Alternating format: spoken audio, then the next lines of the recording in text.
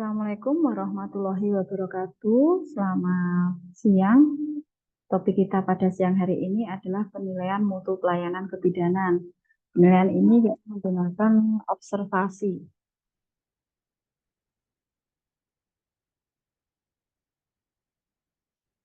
Topik yang kita bahas adalah pengawalan, pengamatan objektif, penafsiran, tingkah laku verbal dan non-verbal. Pendahuluan,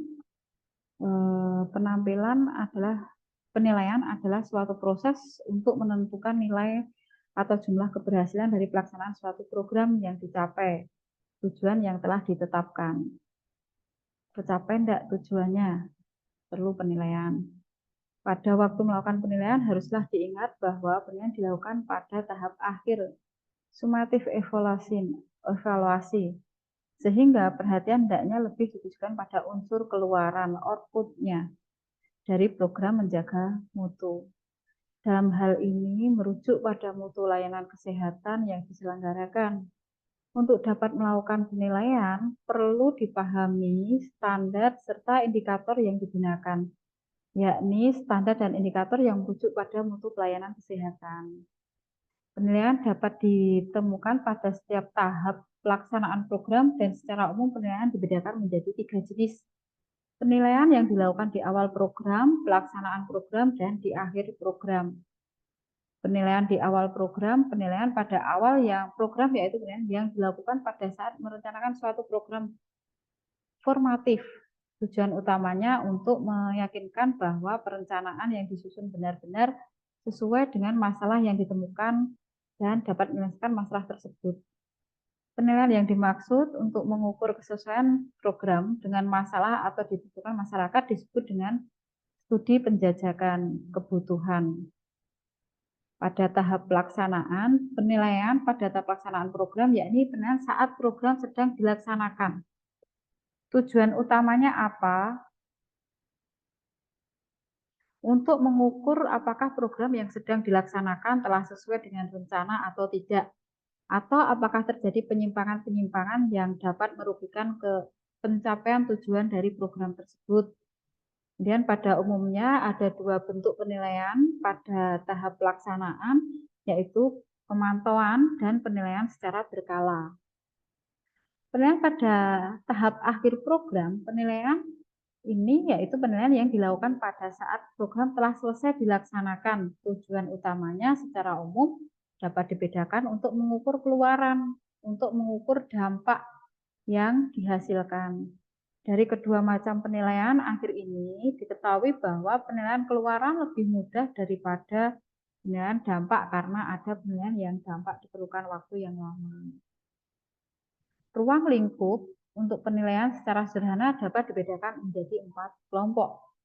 Penilaian terhadap masukan yaitu penilaian yang menyangkut pemanfaatan berbagai sumber daya, baik sumber dana, tenaga, maupun sumber sarana. Penilaian terhadap proses yaitu penilaian yang dititik beratkan pada pelaksanaan program apakah sesuai dengan rencana yang telah ditetapkan atau tidak. Proses yang dimaksud di sini adalah menyangkut semua tahap administrasi mulai dari tahap perencanaan, pengorganisasian, dan pelaksanaan program. Penilaian terhadap keluaran merupakan penilaian terhadap hasil yang dicapai dari dilaksanakannya suatu program. Penilaian terhadap dampak yaitu penilaian mencakup pengaruh yang ditimbulkan dari pelaksanaan suatu program.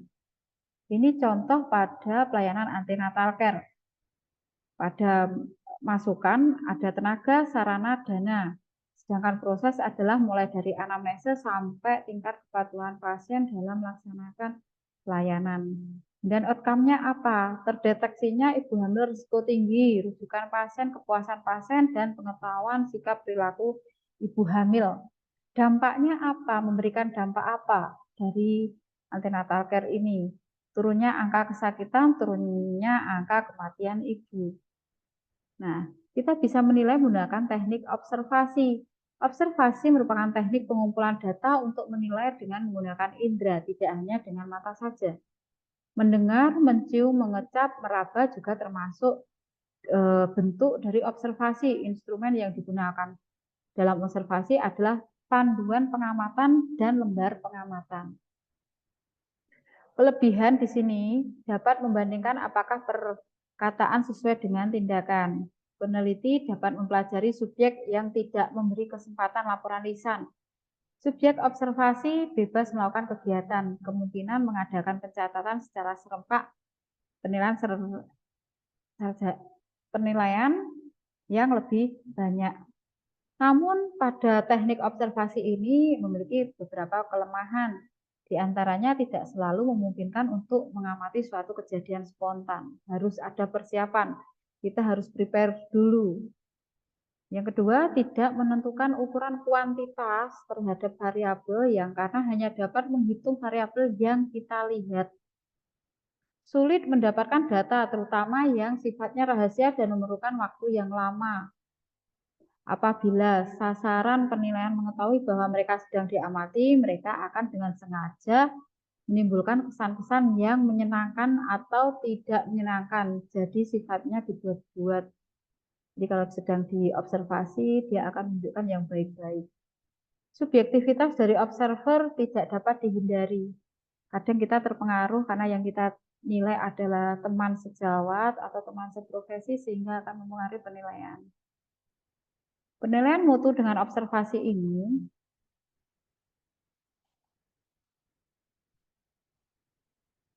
dapat dilakukan dengan memantau monitoring mutu, yaitu dengan cara melihat data informasi objektif sistem informasi yang terukur proses dan outcome.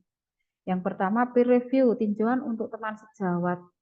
Pengukuran penilaian dilakukan dengan pengamatan untuk teman sejawat terhadap proses hasil layanan peer review selanjutnya. Ini contohnya untuk seleksi bidan delima.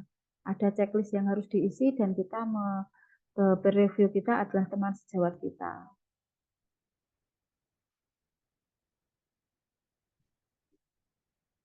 Instrumen penilaian dengan observasi ini ada daftar tile atau biasa kita sebut dengan checklist, ada skala penilaian rating scale, kemudian alat-alat mekanik. Daftar tile atau checklist ini berisi nama subjek dan beberapa hal ciri yang diamati dari sasaran pengamatan. Terdiri dari 4 bagian, yaitu daftar tilik pengamatan pelayanan, pengetahuan pasien, pengetahuan petugas, dan sarana esensial. Daftar tilik hanya dapat menyajikan data kasar saja, hanya mencatat ada tidaknya suatu gejala. Jadi hanya ada atau tidak, jawabannya gitu.